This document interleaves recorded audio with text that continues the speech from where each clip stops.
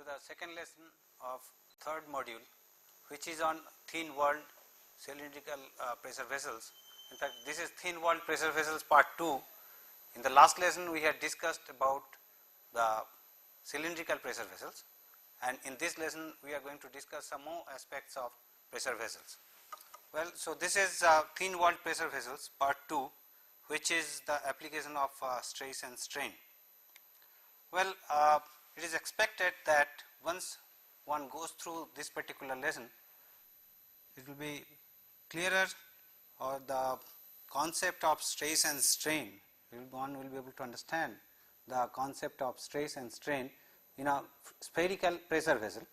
In fact, in the last lesson we had discussed about the cylindrical pressure vessels, and here we will be dealing with the spherical pressure vessels. Now, also one should be able to evaluate stresses and deformation in thin walled spherical pressure vessels. Hence, the scope of this particular lesson includes the recapitulation of previous lessons, which is or the previous one which we have discussed, which is on thin walled cylindrical vessel.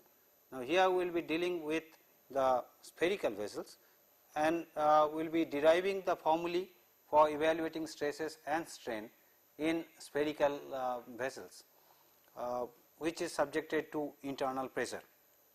And then we will be solving few examples for evaluating stresses and strains and thereby deformations in pressure vessels.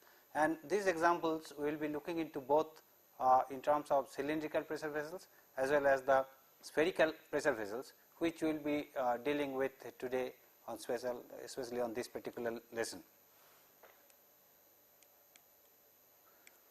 Well, let us recapitulate the previous lesson through these questions which I had posed to you last time. The first question which was posed is, what is hoop stress and how is it related to longitudinal stress in cylindrical pressure vessels? Now, let us look into that how did we compute the two stresses which we are designating as hoop stress or the circumferential stress and the longitudinal stress.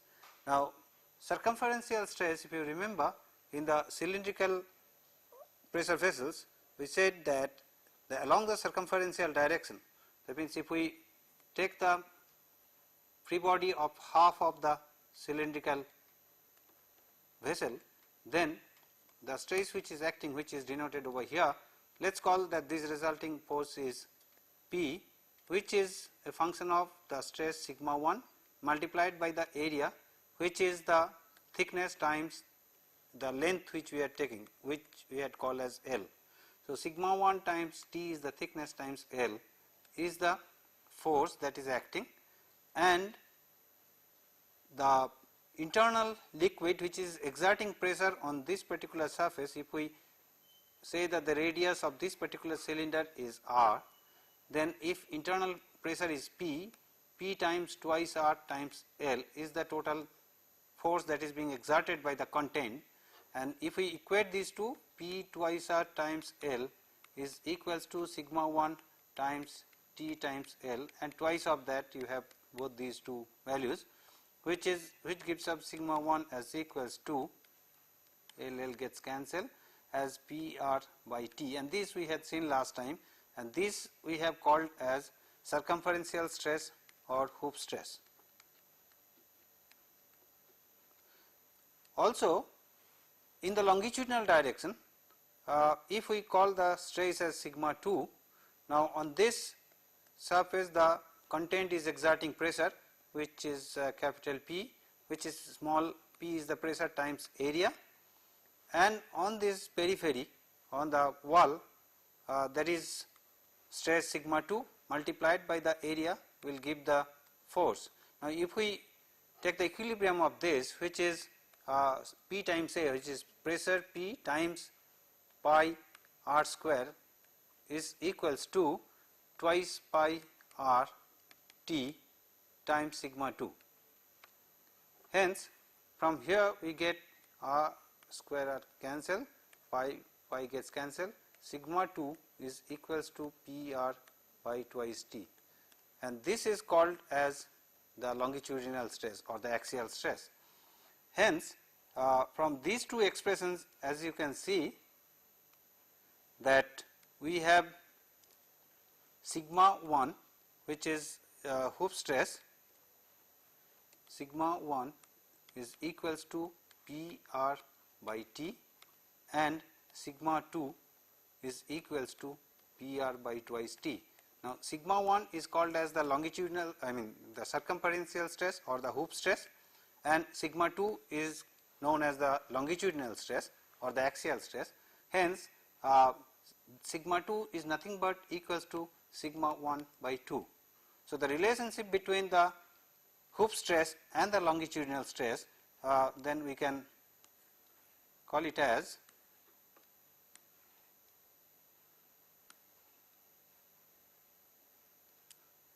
that sigma 2, the longitudinal stress, is equals to sigma 1 by 2, the hoop stress. So, this is the relationship between sigma 1 and sigma 2.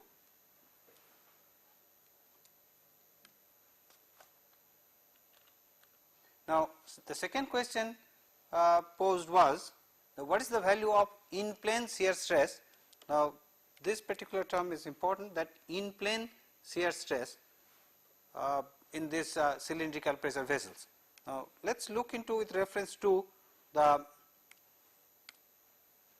expression which we are computing over here. Now, as we have seen that we have sigma 1, which is the circumferential stress, is equals to P r by T, and we have longitudinal stress sigma 2, which is equals to P r by twice T.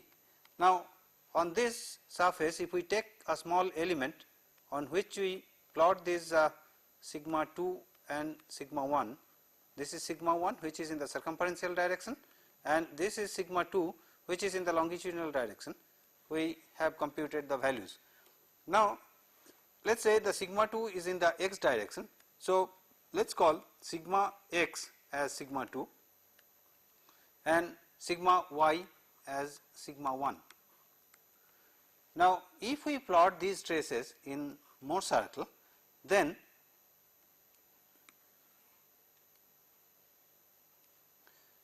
if we plot this in a Morse circle, this is our sigma axis, this is the tau axis. Now, sigma x, now here please note that as we have obtained the value of sigma 1 and sigma 2, sigma 1 is P r by T and sigma 2 is P r by twice T. Hence, sigma 1 is greater than sigma 2.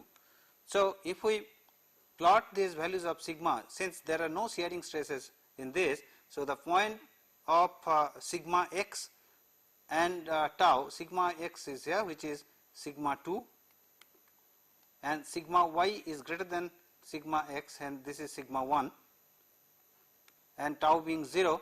So, both the points are on this sigma axis only, and the center of these two will give the center line of the Morse circle, and if we taking this as a center and taking radius say O A and O A dash, considering O A or O A dash as the radius, if we plot the circle, this will give the Morse circle of stress. Now, from this the value of the shear stress, this is the positive shear, which is the maximum tau, we call this as tau max, and the value of tau max is equals to sigma 1 minus sigma 2 by 2. So, tau max, the maximum shear, is equals to sigma 1 minus sigma 2 by 2. Now,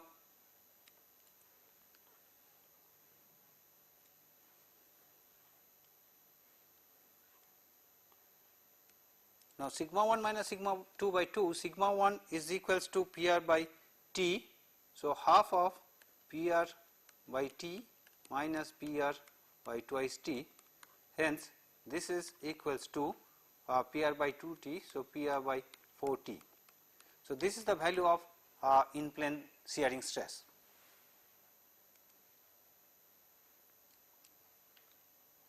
Now, the third question which was posed was are the stresses in spherical vessels as observed in cylindrical vessels are the same. The question is the stresses as we observe in cylindrical pressure vessels, will they be the same in the spherical pressure vessels. Now, this particular question we are going to answer through the lesson which we are going to discuss today. In fact, we will see that how do you compute the stresses in a spherical pressure vessel.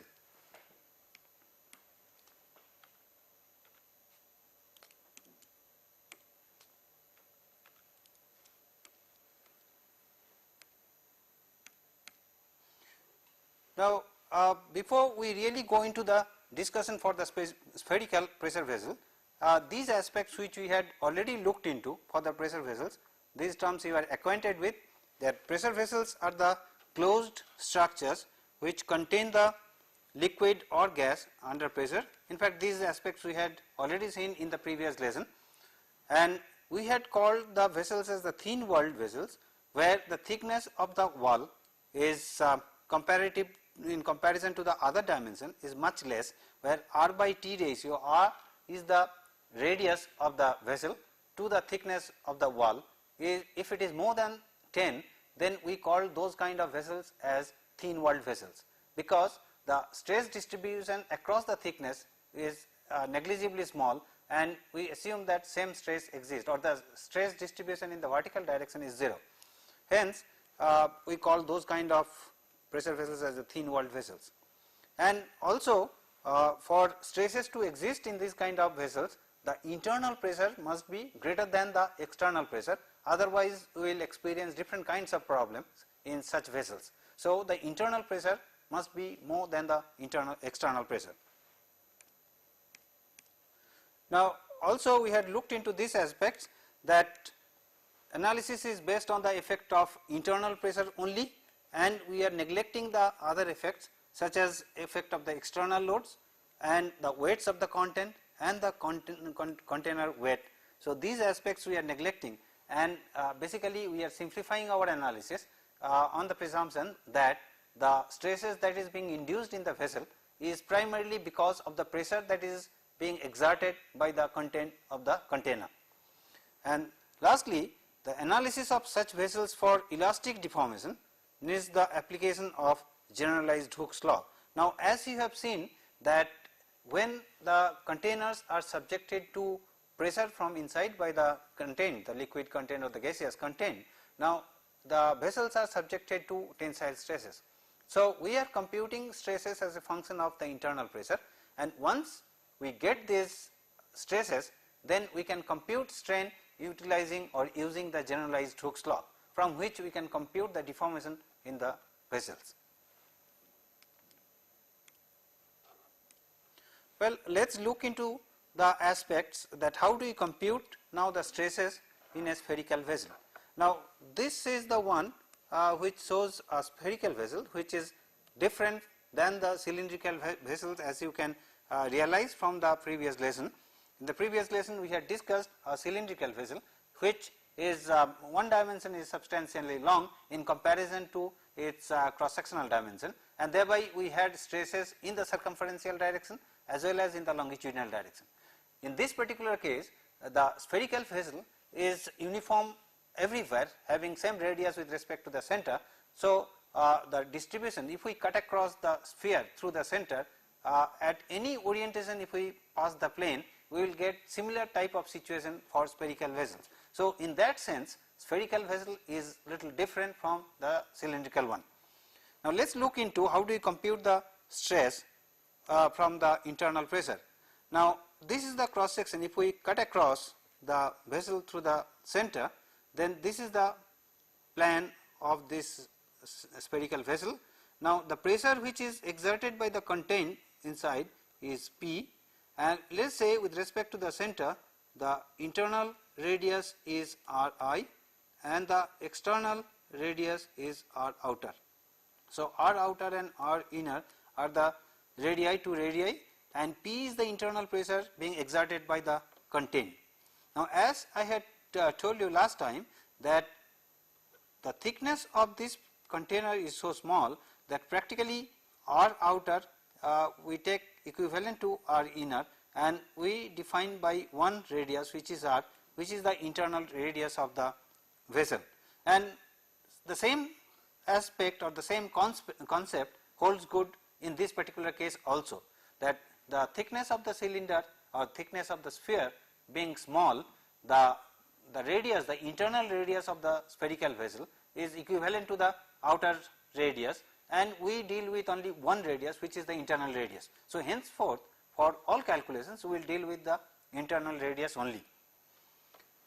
Now if we take up equilibrium of the forces, if we cut across a vertical section through the sphere, and if we look into this force distribution, now this is the force P which is being exerted by the content, the liquid or the gases on the, so this half is the container along with the content. So the force exerted by the content P is equals to the pressure P multiplied by the cross sectional area, which is pi r square, and as I said, r is the internal radius of this particular sphere. Now the thickness of this sphere is T, this thickness is T. Hence if we say that the stress which is acting on the periphery of the sphere is sigma, then the force which is being resisted to resist capital P, this is equals to the sigma times the area, and the area here is twice pi r is the peripheral distance multiplied by the thickness T. And this, as we had seen last time, that this area, the ring area, we had calculated in terms of the internal and external radii, and if you remember that we said that this, if it is r outer and if this is r inner, then the area which is shaded is equals to pi r outer square minus r inner square, and this we can write as r outer plus r inner times r outer minus r inner, and r outer minus r inner is T, and since r we are taking equivalent to r outer or r inner, so this is twice r, so basically this is twice r T, and hence this is twice pi r T is the area multiplied by the sigma is the force. So now if we equate these two,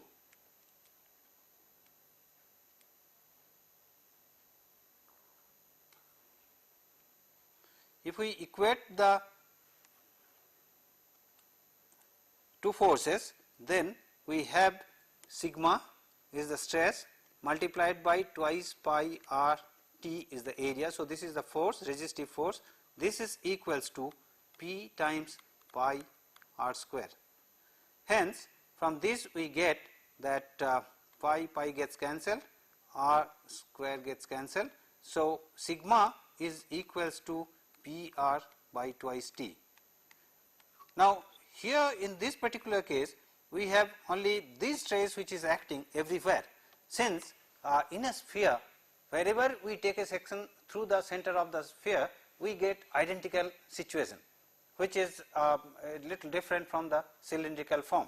So whichever section we take, in that we have the stress sigma, hence we do not distinguish between two stresses, sigma 1 and sigma 2. So both in x and y direction, if we take a small element on the surface of the spherical body, then we have sigma x and sigma y both are same, they are sigma. So in fact if we look into this particular small element which is acting on the surface of the spherical body, now in the x direction we have sigma, in the y direction also we have sigma. So everywhere the same state of stress exists in case of pressure vessel, a spherical pressure vessel, and the stress is equals to P r by twice T, where P is the internal pressure, r is the internal radius of the spherical vessel, and T is the thickness of the wall.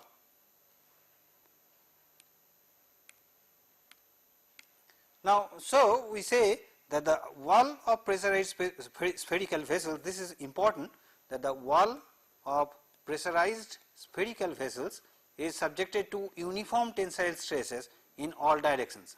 Now as we have seen that wherever we cut across in a spherical vessel we get the same kind of distribution, and as we have equated the resistive force, which is sigma times twice pi r T, is equals to the pressure exerted by the content multiplied by the area on which surface it is exerting, which is pi r square, and if we equate these two we get sigma is equals to P r by twice T, and this is identical whichever sections you orient at whichever angle, as long as it passes through the center of the sphere, you are going to get same stress. So everywhere the wall experience the same state of stress in case of spherical vessels.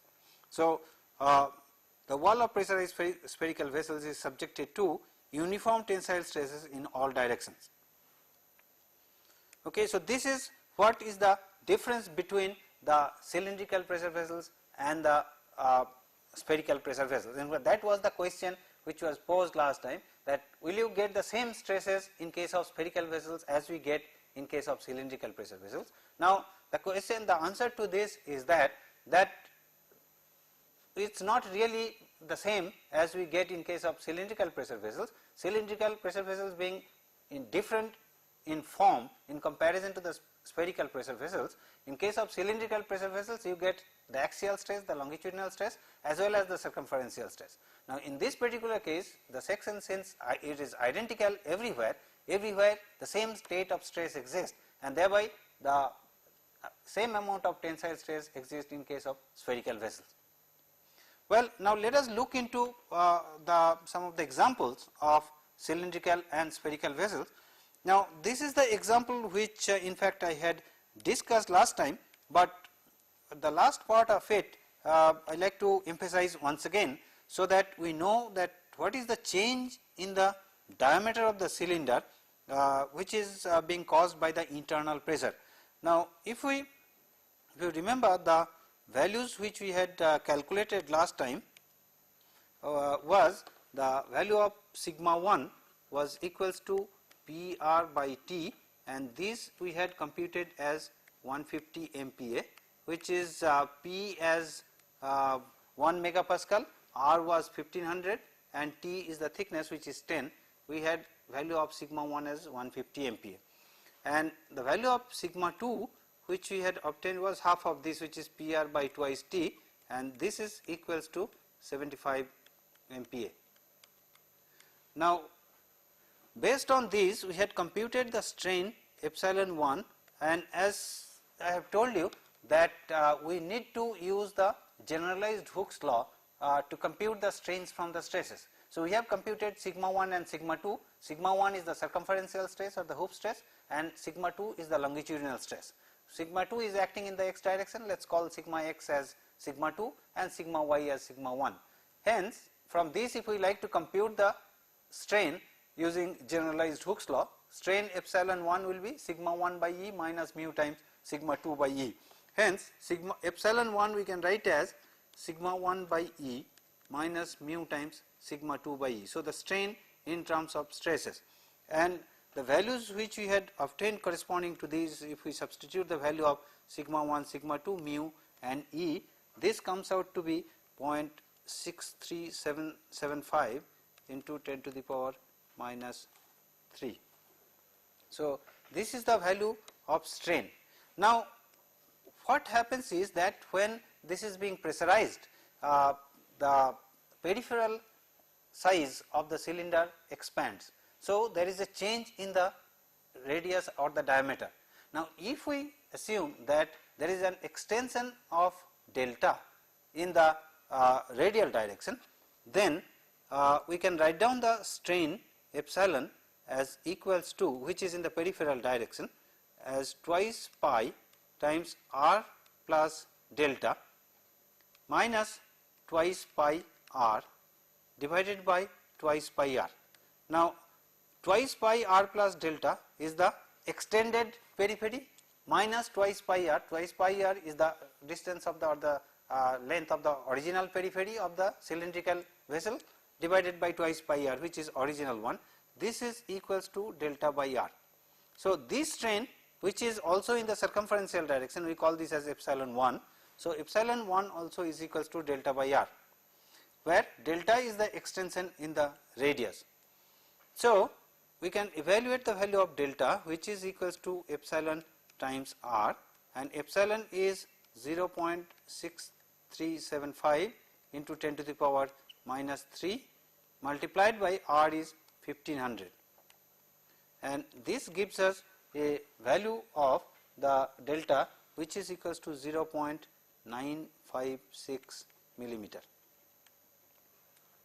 hence this is the extension in the radius. Now the question was that how much elongation the diameter undergoes. So it will be twice of this delta is the extension in the diameter of the cylinder. So then the extension in the diameter, we can write this as extension in the or elongation in the diameter of the cylinder.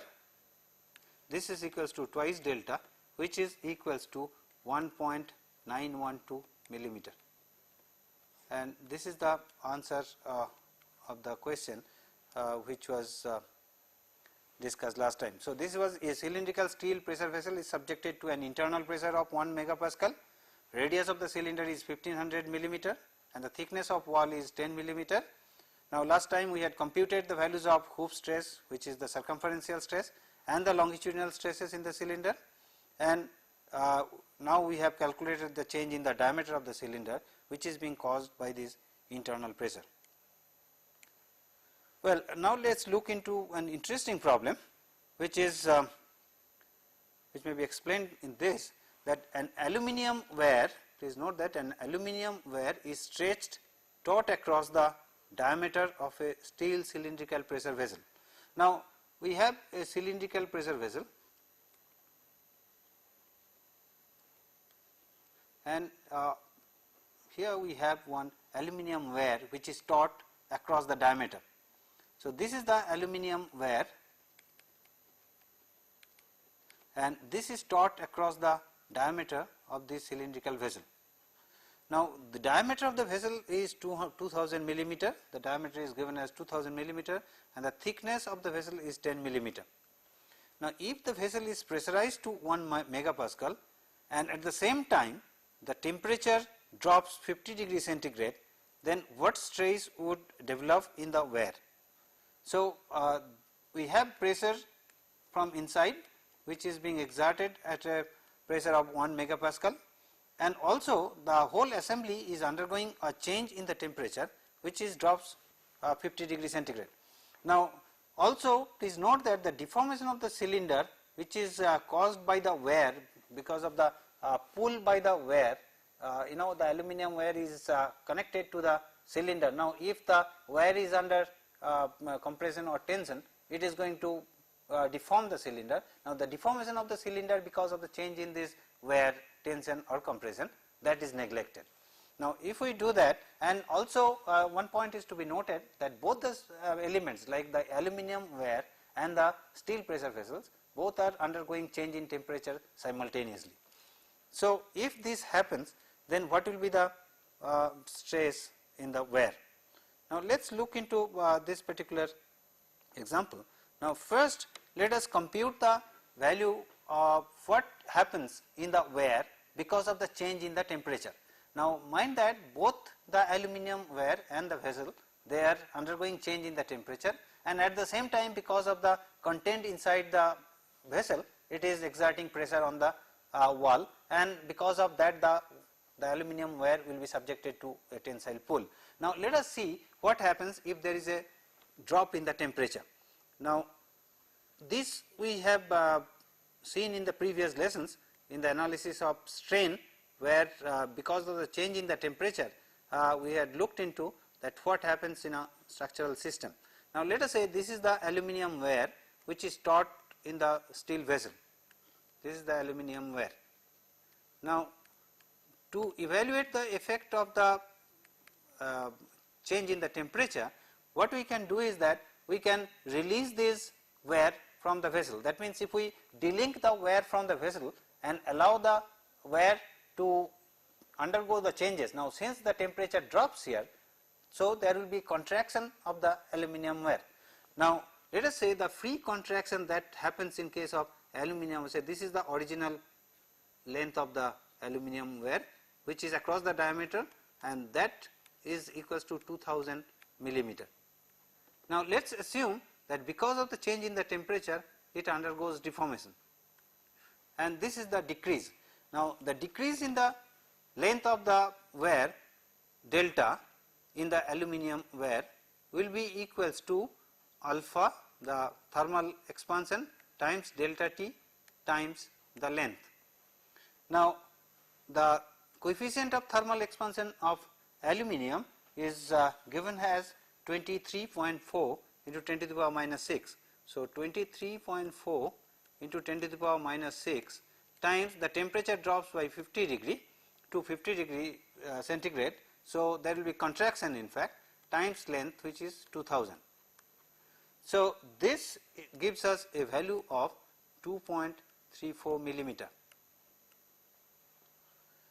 Now, since both the systems, both aluminum and steel undergoing change in the temperature, hence the steel cylinder also will undergo deformation because of the change in the temperature, and change in the temperature in the steel cylinder is equals to again alpha delta T times L. Now, here one aspect is to be noted, that when the cylindrical vessel is undergoing change because of the temperature, so there is a change in the periphery of the cylinder, and because of that there will be change in the diameter. Now, as we have seen right now, that if there is a strain epsilon 1 in the peripheral direction, then the change in the length in the radius is equals to epsilon times r. So, likewise the change in the diameter of the cylindrical vessel will be the d times epsilon 1. Okay, so we can compute the change in terms of the change in the diameter as well.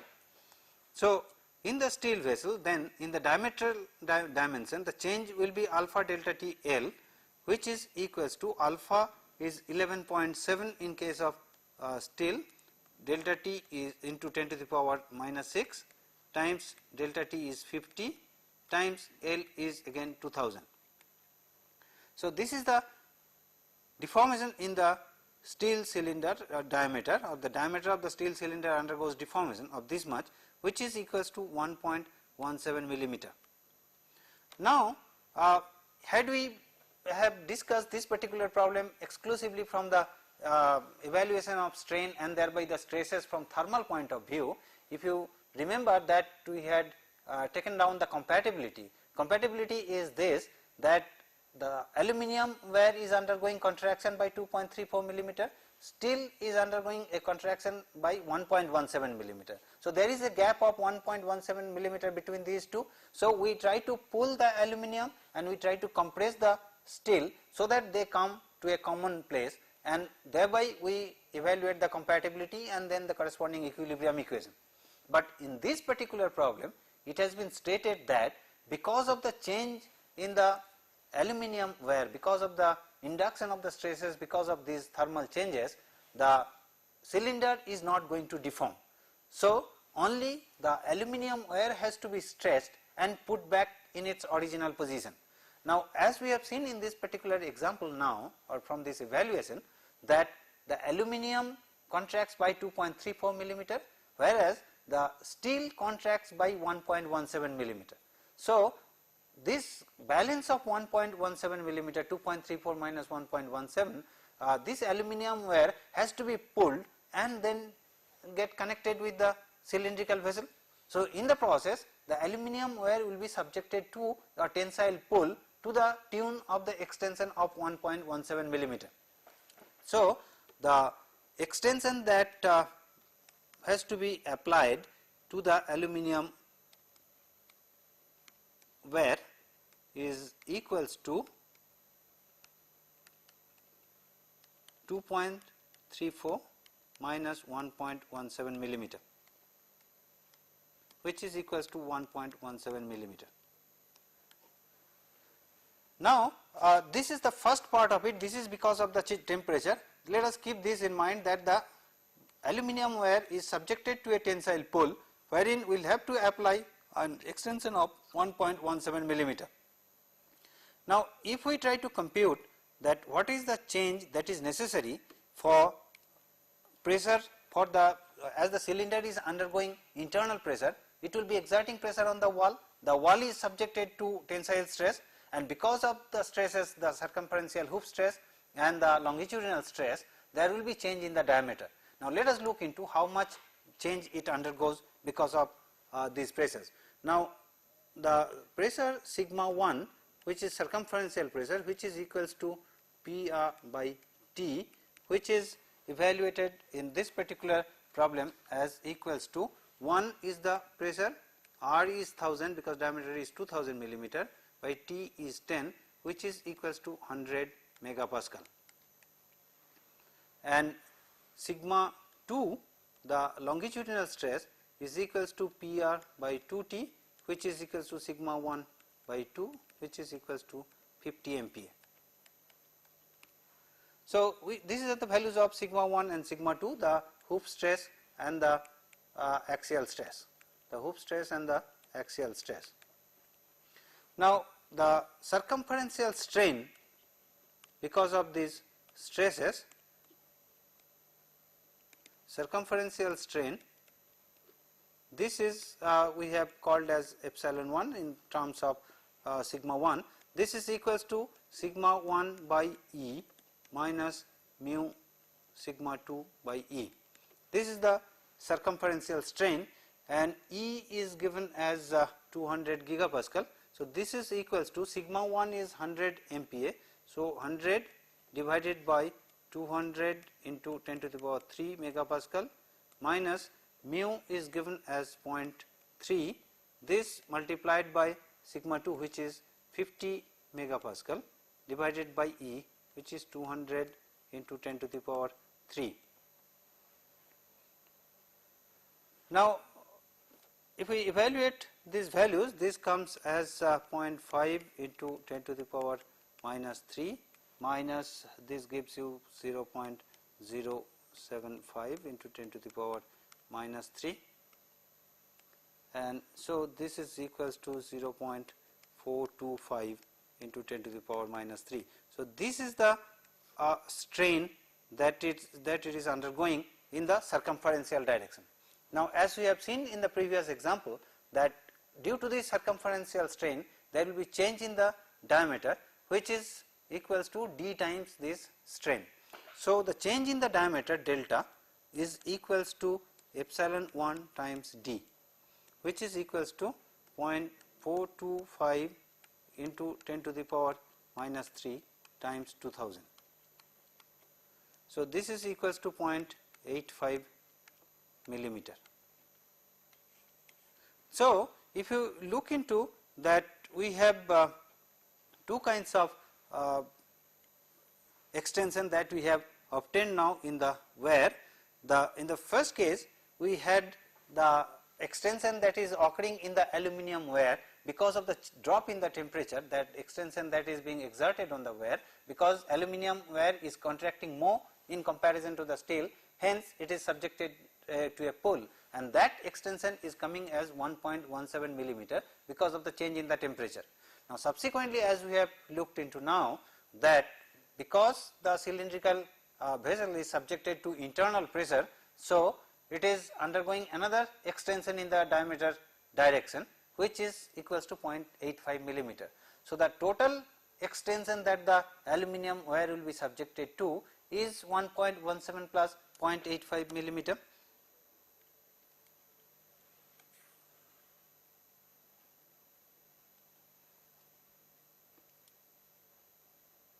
Hence, the total extension that the aluminum wear will be undergoing, total extension in the aluminum wear, this is equals to 1.17 plus 0.85 millimeter, and this is equals to 2.02 millimeter. So, this is the extension that it is undergoing.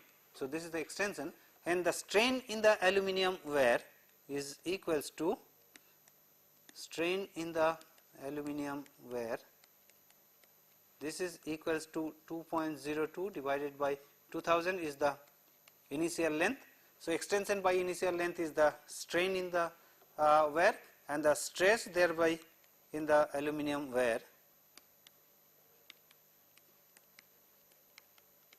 This is equals to the strain multiplied by E, which is 200 into 10 to the power 3 so much of megapascal, and sorry, here this is for aluminum this is 70, it is not 200. For aluminum the value of E is 70 into 10 to the power 3, 70 gigapascal. So, this gives us a value of 70.7 megapascal. So, this is E of aluminum, which is 70 times 10 to the power 3. So, this is the stress that the aluminum wire will be undergoing because of the change in the temperature, as well as because of the internal pressure that the content is exerting on the cylindrical vessel, and in the process the aluminum wire is also getting extended and is subjected to the tensile stress. Well, so this is the example that we have seen, and these two were with respect to the cylindrical vessel. Now, let us look into the problem which is for spherical vessel, which we have discussed today, that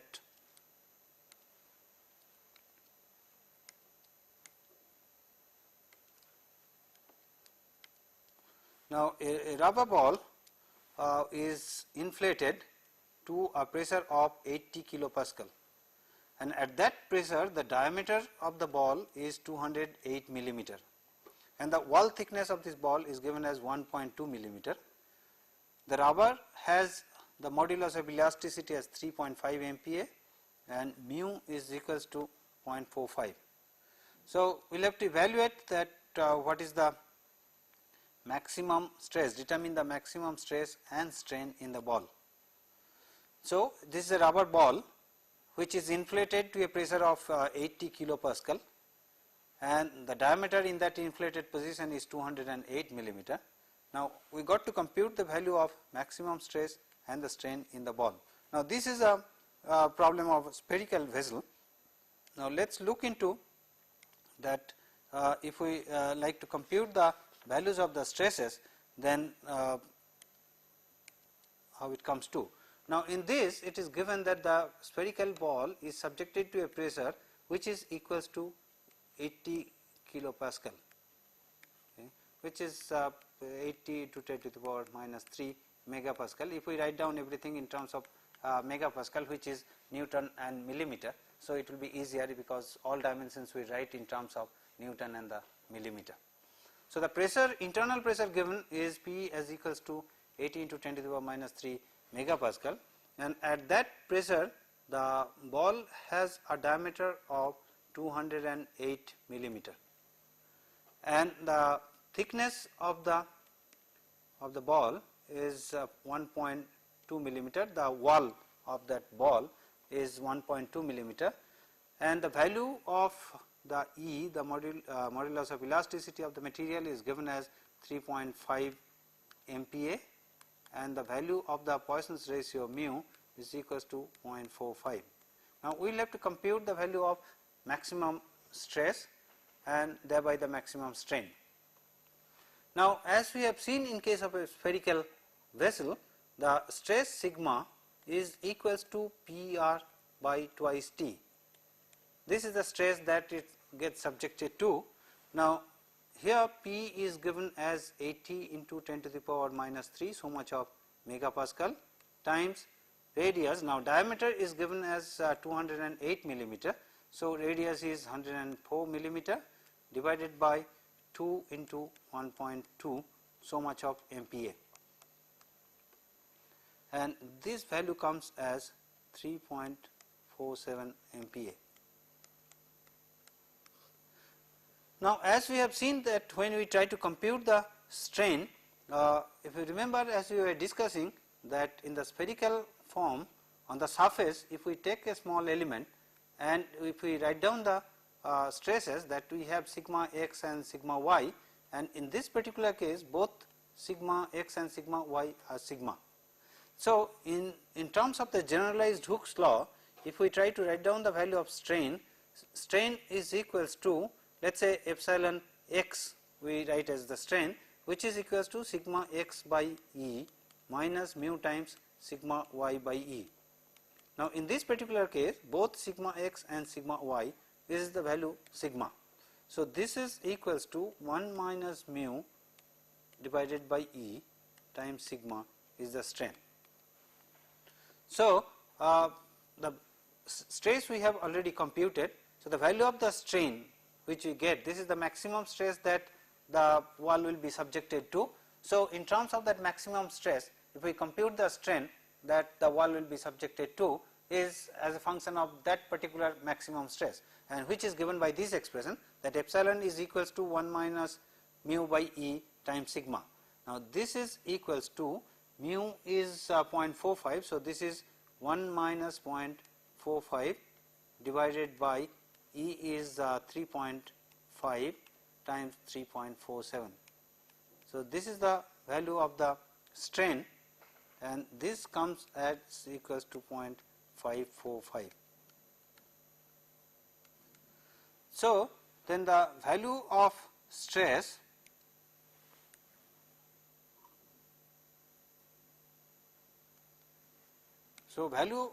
sigma is equals to 3.47 MPa, and value of maximum strain epsilon is equals to 0.545. So, these are the values for that particular ball which is pressurized by 80 kPa and coming to the diameter to 208. Now, let us look into another example of a spherical ball or a spherical vessel, wherein we have that a spherical steel pressure vessel of diameter 600 millimeter and thickness 10 millimeter is coated with brittle lacquer that cracks when the strain exceeds 200 into 10 to the power minus 6. Now, what internal pressure will cause the lacquer to develop cracks? Now, what happens?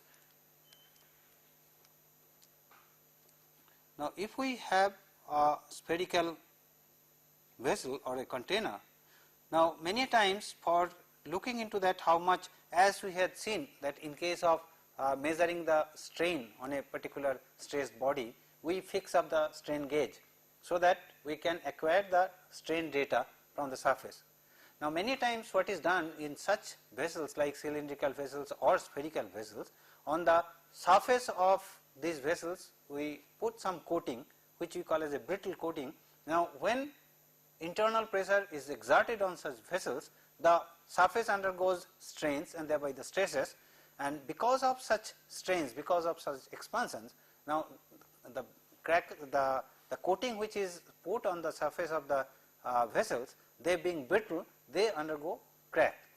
Now, this cracks indicates that the pressure vessel has gone to a limit of a particular strain if we know the strain value at which this coating cracks. So, this is one way of carrying out some experimentation on to what extent a pressure vessel has been strained. Now, this is one of such examples where the coating has been applied onto the spherical vessels, and because of this pressure some kinds of cracks are generated on this lacquer. Now, it has been checked that at a strain of around 200 into 10 to the power minus 6, this is the value, this is the limiting strain. At this strain the lacquer cracks. So, then if we know this, if we apply this lacquer onto a spherical surface, then what internal pressure, maximum internal pressure that we can apply on this pressure vessel, so that the cracking of the initiation of the cracking in the lacquer tells us, well, this is the maximum value of the pressure that you can apply onto this particular vessel.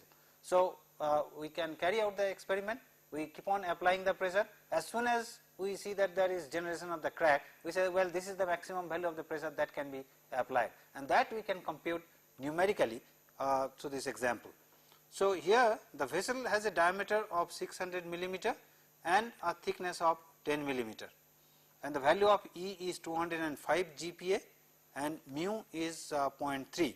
So, let us look into the numerical exercise of this.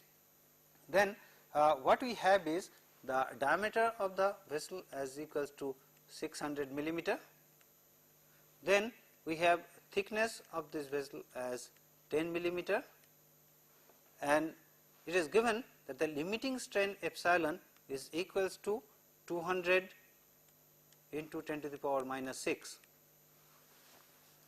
and value of E is equals to 205 MPa, value of mu is equals to 0.3.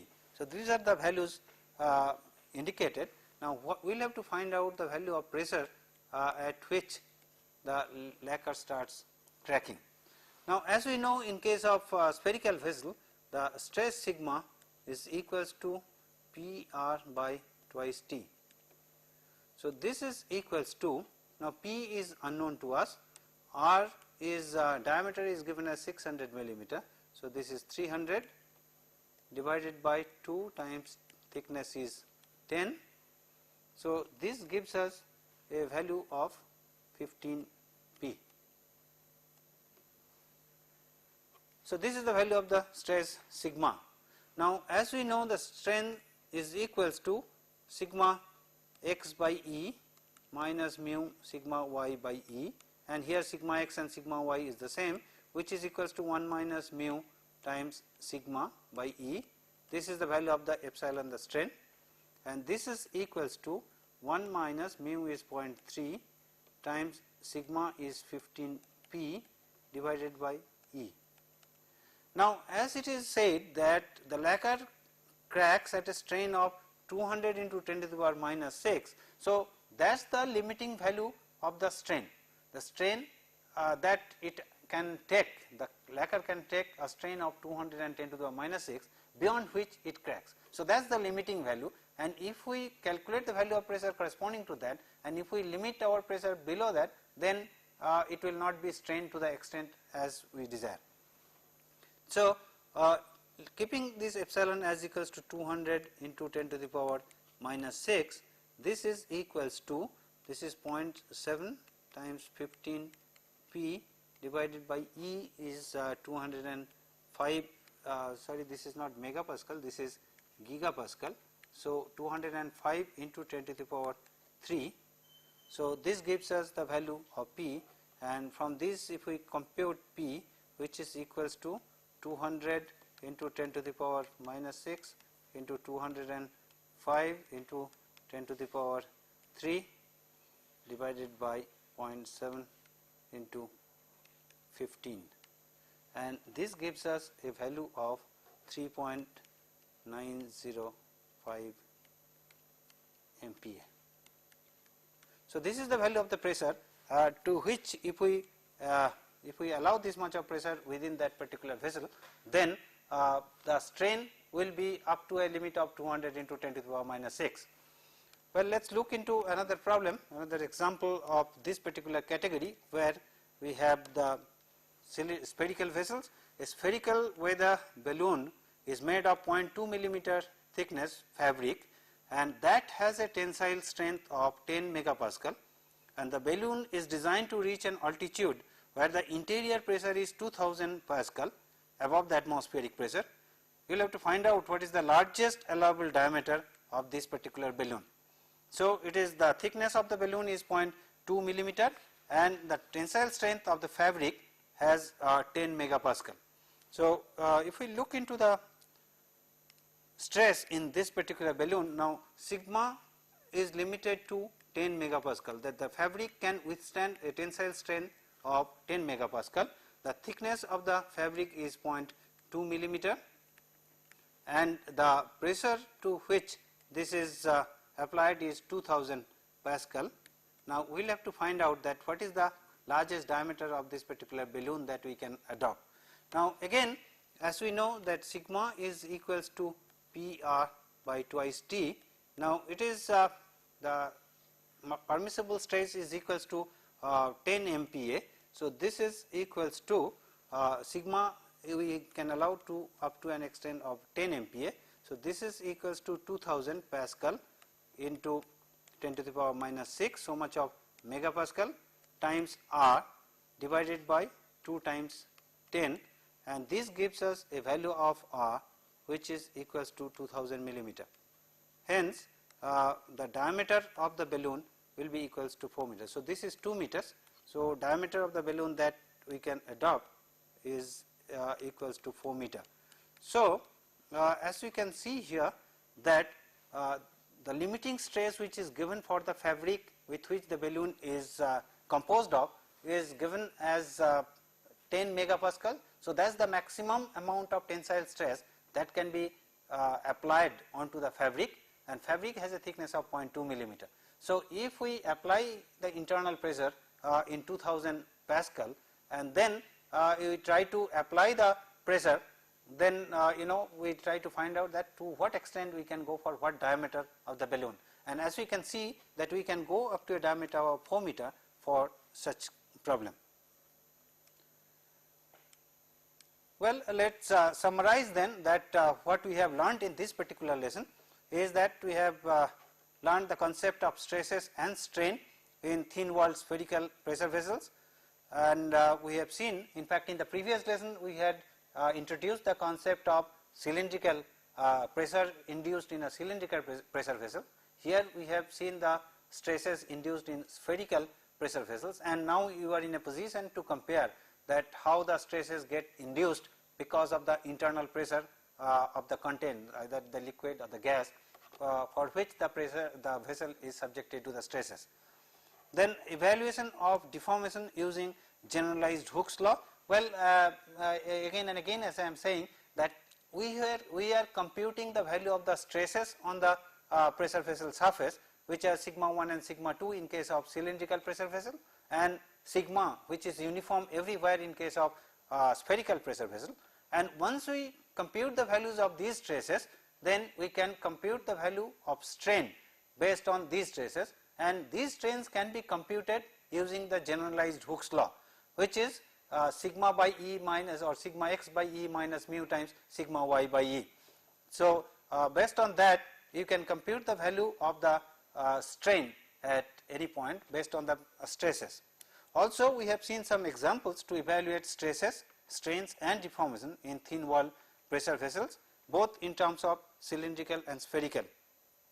Well, these are the questions posed for you, that what is the value of maximum strain in spherical vessels, what is the value of in-plane shear stress in spherical vessels as we have seen in case of cylindrical pressure vessels, what is that value in spherical pressure vessels, and are the stresses same in spherical vessels as observed in cylindrical vessels. Well, this was the question which I had posed to you last time as well. Again I am imposing this question, so that now you are in a position to compare between the cylindrical and the spherical vessels, and you will be in a better position to answer these particular questions. Well, thank you very much for your attention.